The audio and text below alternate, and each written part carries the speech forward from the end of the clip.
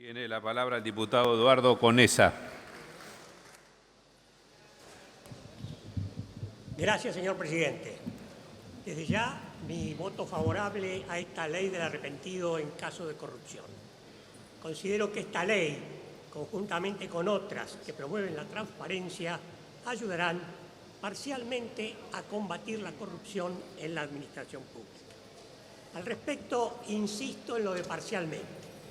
En efecto, un principio establecido en la ciencia política y ya aceptado en todo el mundo sostiene que el poder corrompe y el poder absoluto corrompe absolutamente. Esto lo dijo un político inglés, Lord Acton, en el siglo XIX, y hoy, repito, es un lugar común completamente admitido por todos. Existe una atribución fundamental que tienen los poderes ejecutivos, que es el poder de nombrar. Cuando el poder de nombrar es ilimitado, la corrupción avanza sin pausa y todo se convierte en un infierno. El príncipe de los poetas, el Dante Alighieri, coloca la corrupción en el quinto recinto del octavo círculo del infierno.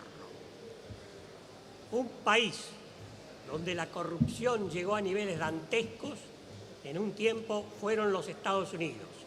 Fue en el siglo XIX. Allí, la literatura de la época refiere a casos terribles de corrupción y enriquecimiento ilícito. ¿Por qué ocurrió esta situación abominable en el gran país del norte? Porque allí se estableció una costumbre en aquel tiempo, según la cual el presidente tenía el derecho de nombrar a todos los empleados de la administración, absolutamente a todos. No había funcionarios de carrera estables.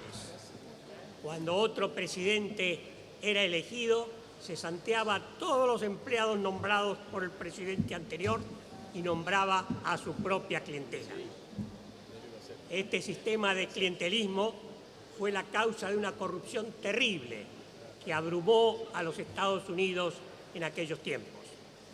Los funcionarios transitorios necesitaban hacer la bolsa en los años de las vacas flacas para subsistir y aguantar en los años de las vacas gordas, para aguantar y subsistir en los años de las vacas flacas.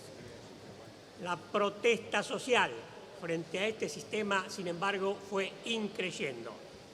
Pero la clase política en los Estados Unidos hacía oídos sordos porque necesitaba nutrirse de colaboradores para las campañas políticas y la forma de obtenerlos era remunerándolos luego con los nombramientos de favor en el Estado cuando se ganaban las elecciones.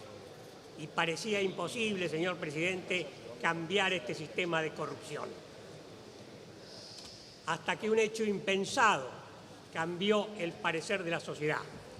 En 1883, el presidente James Garfield fue asesinado.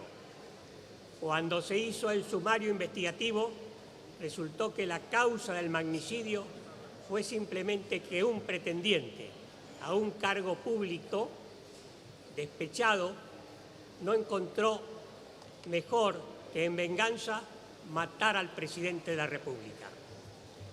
La consternación y la indignación social ante este episodio fue tan grande que la clase política se asustó y, a propuesta del senador Pendleton, se sancionó por el Congreso de los Estados Unidos la Civil Service Reform Act.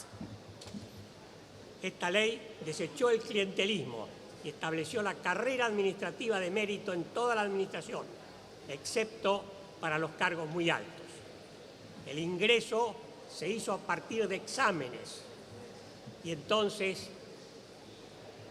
además se instituyó la carrera administrativa y de esta manera la corrupción disminuyó drásticamente. En realidad, mucho antes que en los Estados Unidos, algunos países europeos, particularmente los reinos de Prusia y de Gran Bretaña, descubrieron la importancia de la meritocracia y la carrera administrativa como medio de lucha contra la corrupción. Y a la larga, todos los países desarrollados copiaron ese sistema. Nuestro país, por el contrario, señor presidente, sigue el viejo sistema estadounidense del siglo XIX. Es decir, el presidente no solamente puede designar a sus ministros y secretarios de Estado, sino a los directores de administración y a los funcionarios menores de cada ministerio. Esto ocurrió en nuestro país, particularmente en el Ministerio de Planificación y en la Secretaría de Obras Públicas. Los resultados, presidente, están a la vista y me eximen de todo comentario. Presidente, entender la conexión entre el poder ilimitado de nombrar y la corrupción es esencial y por lo tanto pido que se inserte en el diario de sesiones un escrito mío detallado al respecto que también contiene una estrategia de fondo para combatir la corrupción y mejorar la eficiencia del Estado, fundado principalmente en una ley estricta de servicio civil. Muchas gracias, presidente. Gracias, señor diputado.